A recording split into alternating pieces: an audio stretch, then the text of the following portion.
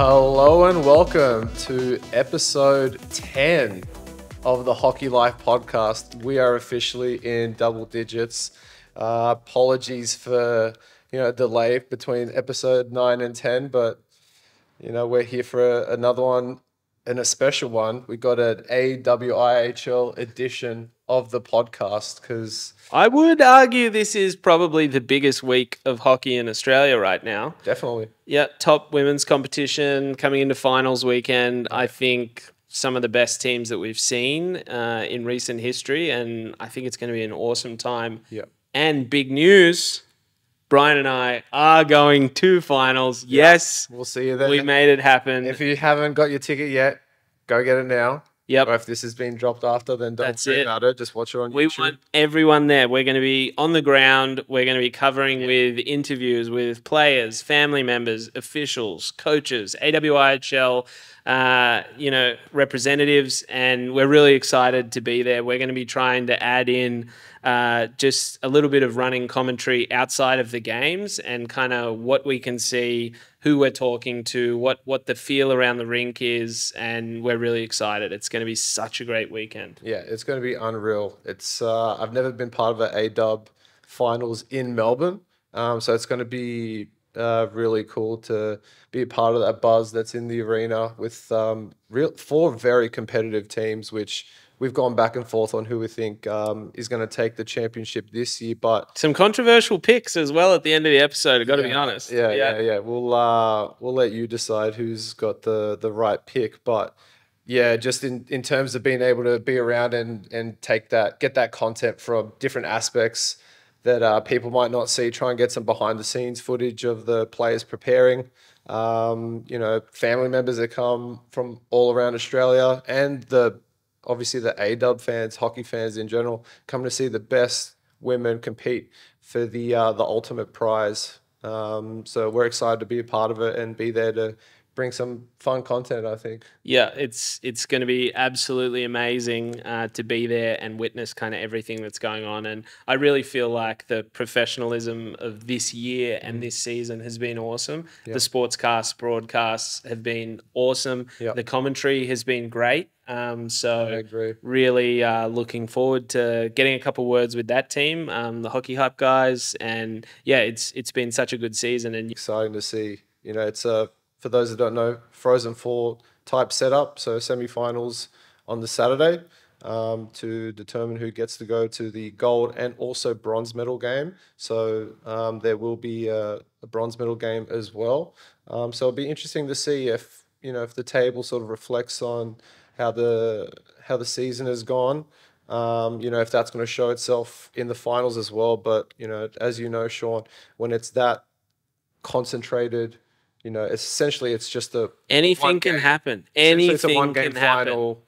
You just got to, have a cracker of a Saturday and then try and back it up on the Sunday with a quick turnaround. So it's not easy on the body, and there's a lot of ups and downs and emotions that happen along the way as well. So and it's that mindset comes into it so much because we've both come across it. Different players, regular season, they are one player, but once it gets to finals, they're gamers. If something switches and it's like a new level of hockey has been unlocked for that player. So there's definitely like plays where you can see like when the arena is full, when the crowd is rocking, do people shrink or do they step into that light and are ready to take when they have the puck on their stick? Are they just looking to get rid of it or are they looking to make a play? Yep. So it's in those hyper emotional. When you have that energy in the building, you kind of like feel that little tingle in your fingers and a bit of butterflies in your stomach before you jump out onto the ice. It's how you sort of hold and compose yourself during those moments when the whole place is rocking and it's going crazy. That's where you find out who the real gamers are, and we're excited to see who steps up to the plate. Okay, breaking it down, Perth Inferno, 9 wins, 5 losses, and 2 overtime wins. Then it comes down to Adelaide Rush, 8 wins, 6 losses, and 1 tie and 1 overtime win. Then we've got Melbourne Ice, 8 wins, 6 losses, 1 tie, and 1 overtime loss. Brisbane Lightning, 7 wins, 6 losses, and 3 overtime losses. Now, we are jumping into the semi-finals. Let's talk. It's down to brass tacks now. First semi-final is going to be Perth facing off against Brisbane Lightning. The Perth Inferno. A lot of firepower here. Yep, so overall scoring leaders, we've got Michelle Clark-Crumpton sitting atop the table with 11 goals and 27 assists. Not a big deal. Then Sarah Salmons with 9 goals and 24 assists. Not a big deal. So there's some massive numbers. Yeah, you can definitely see like that's the top 3 there. You know, it's a lot. That's a lot of goals and a lot of points. You know, the top 5 players all recording point per game or more. So you're seeing not just from the top 3, but the rest of the lineup as well, helping out there. Look, with you mentioned Scarlett, she's got actually 5 game-winning goals as well for the team there. So big gamer. So looking at her to come up with I reckon a few big goals on the weekend. Definitely on the Saturday game, she's going to be raring to go with those 22 goals already marked next to her name. Yeah, And I mean, brick wall in net as well, Sasha King. can't deny her because she has been absolutely dominant in the crease, playing the majority of the games as well. Obviously, with travel as well, coming from Perth, I'm sure it's not easy on the body, on the hips and the joints and everything involved with playing that position. So shout out to her. Also, one of our winners of the Skaters Network MVP award. That's right. Got a nice little 500 there. Yep. To Very splash good. around, make it rain in the shop. Yep. Which she did. Came into the shop when they flew over to play the Sirens. So I had the pleasure to have a chat with her. Lovely human being. So I expect her to do big things and be one of their dominant forces to really stifle the Brisbane lineup, which we'll get into later on. But I feel like she's going to be an absolute brick wall in the crease there. Yep. And I mean, it really does set you up for a confidence on the puck when you know that you've got the league leading goaltender in net for you. You know, you do have that little bit of an edge coming into those games. Even with their power plays, like just to go off some of their power play stats for the Perth Inferno. So there's 9 out of their 13 power play goals were scored by 3 players. And those 3 players are sitting in the top 10 for the league. The three players we mentioned earlier with Clark-Crumpton, Salmons and Scala, all being dominant forces on the power play. So you see them on the advantage there. Look to those ones to get you a couple of cookies on the board. That's going to be exciting to see. And with the power play assists, Clark-Crumpton with 8. So Yep. just dominating on 5-on-5 special teams. Yep. It's going to be It's going to be a big great one. to see. Only 1 shorthanded goal for the whole team, but hey, they're I think it's going to be an interesting goalie like matchup. that. No need for shorthanded goals. That's it. I mean, but looking at Brisbane, Emma Wuthrich with 15 goals and 14 assists. Yes. Amazing. Killenik with 10 goals, 10 assists. Yes. Love the even numbers across that. That is just brilliant. Just a well-rounded player. And I think, unreal. from what I've seen, Brisbane, just positionally, I really love their game. And I find when they really need to lock it down defensively, they've got that ability. Also, on the flip side, I think every one of those players on Brisbane wants the puck and wants to make something happen. And you see that on face-offs, defense, they're pushing quite up close. Like they want the puck, they want to make it happen. And also just joining the rush, but creating chances, I think Yeah. they're really good at. And you see that with their top players, and it's very fast. Yep. And they're not really giving up the puck. That's one thing that I would say is they want to gain that zone with puck possession and keep it and set it up, which is something that I think is going to play a part in the final series. So, I think both really great teams. I think Brisbane's got a chance. I definitely don't think that it's all over, said and done. I think final series coming down to it, anything could happen. And Yeah. I'm a little bit back in Brisbane, I've got to be honest. Look, yeah, and I don't blame you because for anyone that follows the inline hockey in Australia, or if you've ever been to a nationals as well, there's going to be some names that you recognize that play both ice and inline, and to your point, plays into that more possession game. So that's probably why you're seeing some of these players make those heads up plays as opposed to just relying on the dump and chase and that sort of war of attrition style, a little bit more North American style. They have that sort of hybrid as well. So Looking at matchup kind of history from the head-to-head, season, yeah. round 4 and 5, saw Perth, facing off against Brisbane. So Perth got 3 of those games, but in the final game that they played last time they met, Brisbane won that 7-4. So I don't know. If I was Brisbane, I'd have a little bit of confidence that the last time that we met, that they had that win. It keeps Perth on their toes and honest. That little friendly reminder of like, hey, you're not invincible. Yep. And hey, we're one of those teams that you lost to. So, psychologically, that plays a factor going into a do or die matchup for these teams here. So it'll be interesting to see how it unfolds. I definitely think it'll probably be like some sort of high scoring game like that as well. If both teams are sort of rolling and, if they just pretend like there's no game tomorrow, just focus on this one game, just win one game at a time, win a period at a time, and just each battle at a time as well. Anything can happen. Like, Brisbane, same thing. They got 5 players that have got more than a point per game or more. So they got their solid 5 right there. They can score. Power play, like what you mentioned, Wolfridge with 5 power play assists, and 2 of them 2 goals as well. Sorry, actually, there's 5 players with shorthanded goals for Brisbane as well. So power play, as good as Perth's power play can be, Brisbane have scored a bunch of shorthanded goals. So that'll be an interesting matchup. Who flinches first? Can the Lightning get a bounce off the shinnies and a nice little breakaway?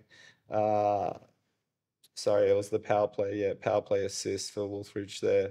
I mean, and also Brisbane, to their credit, 9 of their 12 goals scored by 4 players on their lineup there. So Carlisle with 3. She's a weapon out there on the power play. You gotta, yeah. You're making me doubt myself in terms of like, we can go 50-50 on this one as well. I think Carlisle on the play, but also Katrina Rapchuk as well. Like 2 goals, 7 assists for the season and has hands, Brisbane, big fan, a lot of hands, a lot of moves. So I think it's going to be a close one. Yeah. Maybe the stats don't tell the full story of what we're going to see. No, they don't. Like, it's just a snapshot of the whole season, but it is a 1-game final. That's it. It's just worry about winning that semi-final first, and then you can regroup and see who you face for that gold medal game. All right, semi-final 2. Yep. Melbourne versus Adelaide Rush. It's going to be even tighter than the first. Okay, like looking at league leaders here, Melbourne Ice, Shana Godfrey, 14 goals, 17 assists. Ash Apprecio, 8 goals, 23 assists. That is massive. Coming down the list, Danielle Butler with 14 goals, 12 assists. Awesome. And then also Christina Julian, 11 goals, 6 assists. And Christina did take out our AWHL MVP award this year. And also the queen of the shorthanded goals. 5. Amazing. There's a lot of them that have sort of been there, done that. They're comfortable with the final setup, the pressure, playing in that barn when it's rocking. Although, despite it being their home rink, they don't have the home ice advantage in the sense that of the change. Since they sit second. so technically they'll be home, which means that they get the second change to adjust to whatever the opposing coach's line ends up being, or whatever line that he puts out. Adelaide can sort of adjust. So even though Melbourne can put out those weapons out there, if the coaching staff is strategic with how they use their key players in both sort of cancelling out their best players and putting them in an advantageous situation to score goals, whether Yep. it be on the offensive zone to put your weapons out there, or on the defensive zone, just making sure that you got your top four, one of your top four defensemen or That is defensive players, I should say. that is an advantage. But home crowd there, the amount of people that are going to be there supporting Melbourne. Buzzing. If they can stay focused and dialed in, not let that external crowd have an effect on them. Yep. So like there can be a team that's rocking, the place is absolutely going chaotic, but if you can stay dialed in mentally and emotionally as well, Yep. focused on what you need to do, Yep. just focus on what's happening on the ice. Yep. The matchup that you have in your shift or whatever the case may be. I think if they're able to do that, which I think that they can, I think that'll play the advantage of having the second change Yep. with that mindset Yep. can put Adelaide in a better situation strategically. Yep. But it is a game that everything gets sort of heightened emotionally. Yep. Every little penalty or non-penalty called can seem like the biggest thing at that time. Yep. It's the teams and players that are able to stay even keeled and able to go with the highs and the lows and stay dialed in on what the coaches want you to focus on and executing your game plan on the day. Yep. That's the team that's gonna take it away. Yep. Look, Melbourne Ice, 3 of their players sitting in the top 10 for goals. 5 of them sit in the top 20 for points. Yep. So those 3 players that I mentioned for the goals, 39 goals altogether out of the 76 total that Melbourne Ice has put in. And then also 3 players sitting with in the top 10 for assists with 52. So Yep. you know, when they're rolling. You can see that in some of their games, like very high scoring. Yep.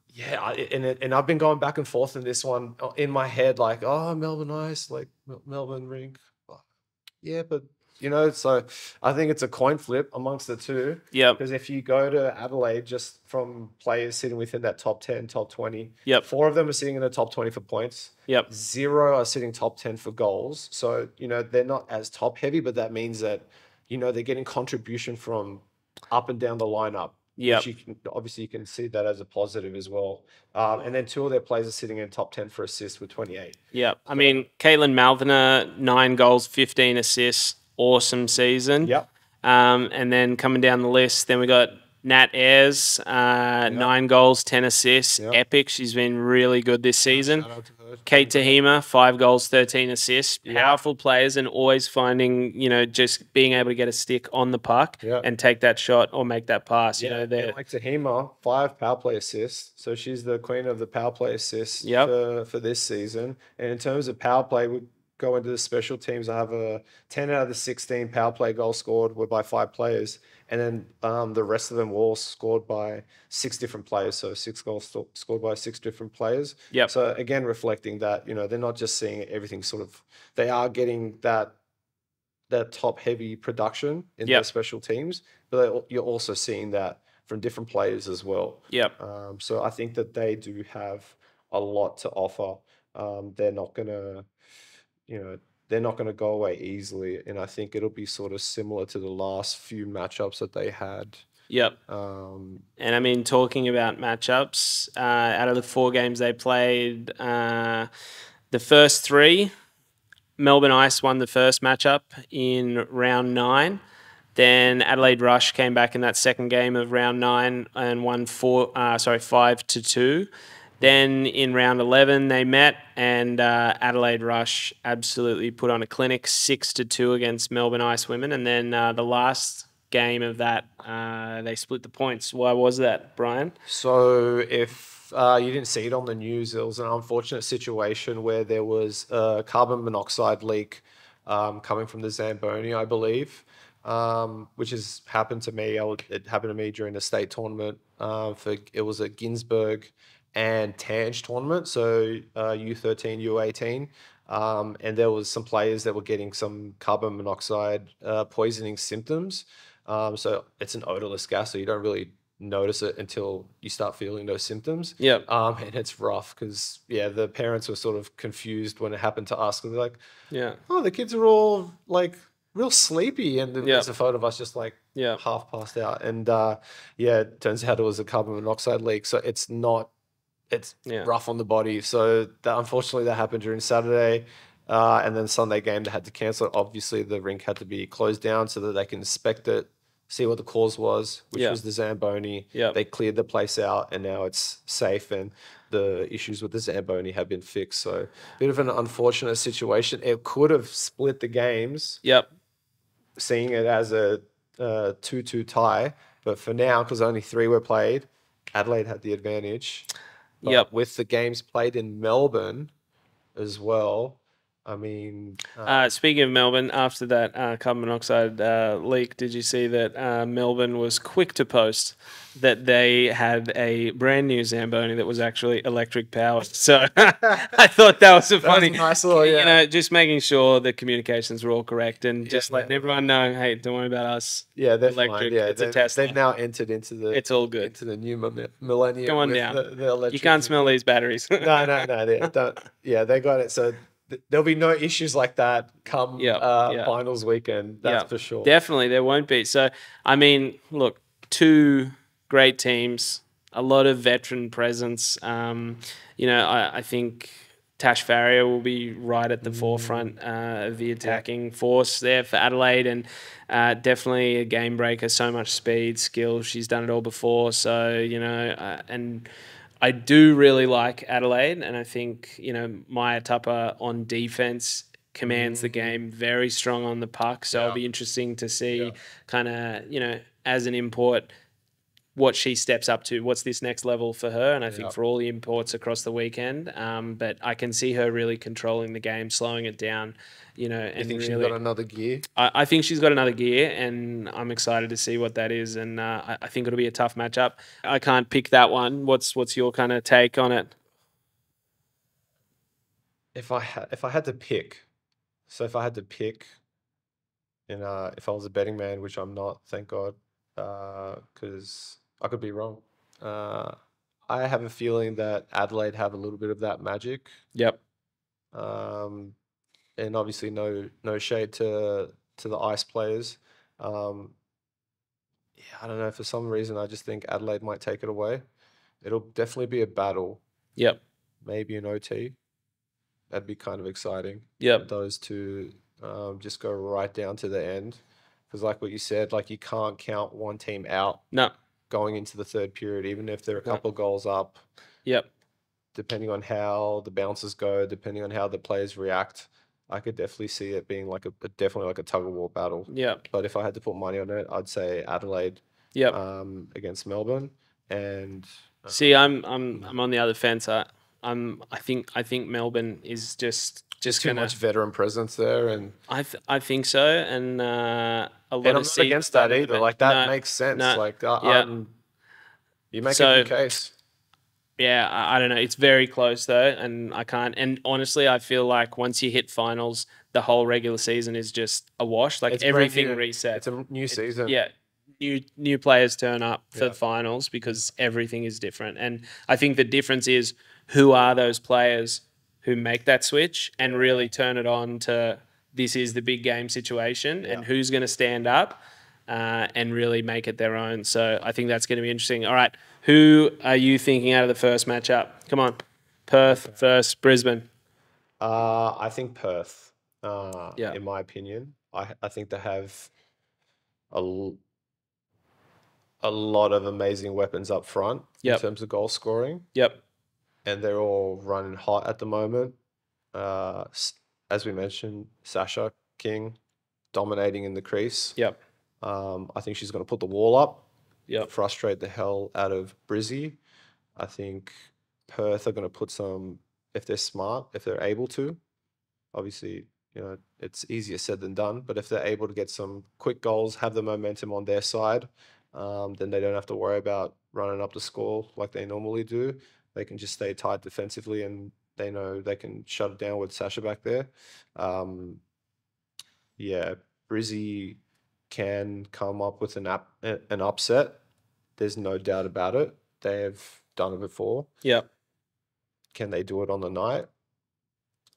I just think that with everything that we've sort of looked at, depth, stats, all that sort of stuff, I just think that there's a lot more weapons on Perth's side, and I think they're going to take it away in the semi-final. Yeah. See, I think plead your case, my friend. I think Brisbane has an opportunity here. I just think the whole team, great puck handlers. They move the puck well. Yeah. They want to hold that puck moving into the offensive zone.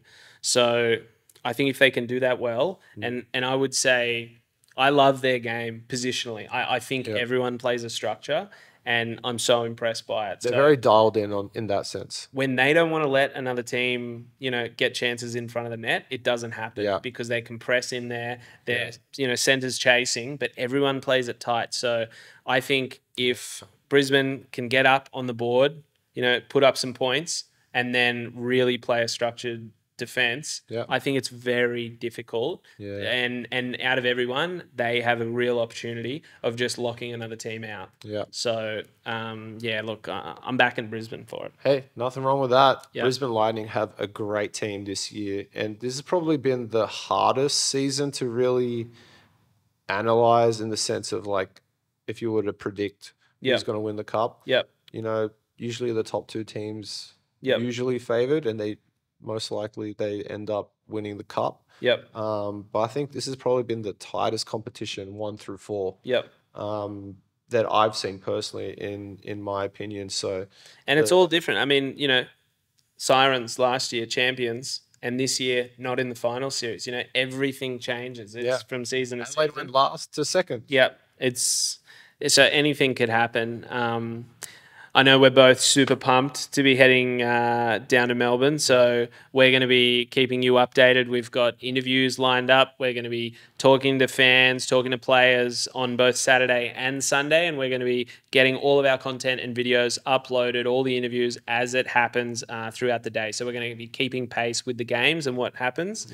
We're also planning to do an after show after the 2 semi-finals, which will be uploaded late on Saturday night. So if you're still, buzzing from the 2 games that you just watched, jump on the podcast, watch it on YouTube. That's it.